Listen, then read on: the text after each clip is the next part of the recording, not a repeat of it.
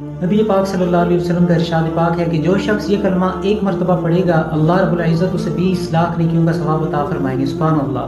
دنیا کی 70-80 سالہ مختصر سی زندگی کو بہتر بنانے کے لیے، اپنی زندگی کو لیوش اینڈ لگژری بنانے کے لیے ہم تگ و دو کرتے ہیں، سیونگز کرتے ہیں، انویسٹمنٹ کرتے ہیں، جس کی کوئی گارنٹی بھی نہیں ہے۔ کل نفس ذائقۃ الموت ثم الینا ترجعون۔ لیکن اگلے جہان کی زندگی، ہمیشہ کی جو زندگی ہے، اس کو لیوش بنانے کے لیے اللہ نے قرآن پاک میں کلیئرلی کرائٹیریا بتا دیا ہے۔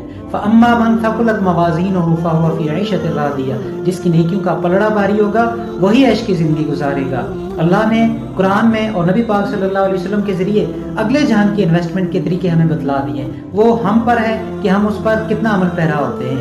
آج کا جو کلمہ ہے وہ لا الہ الا اللہ وحدہ لا شریک لہ احد صمد لم یلد ولم یولد ولم یکن لہ کفوا احد۔ سبحان اللہ۔ ایک مرتبہ آپ نے پڑھا، آپ کے 20 لاکھ انویسٹ ہو گئے اگلے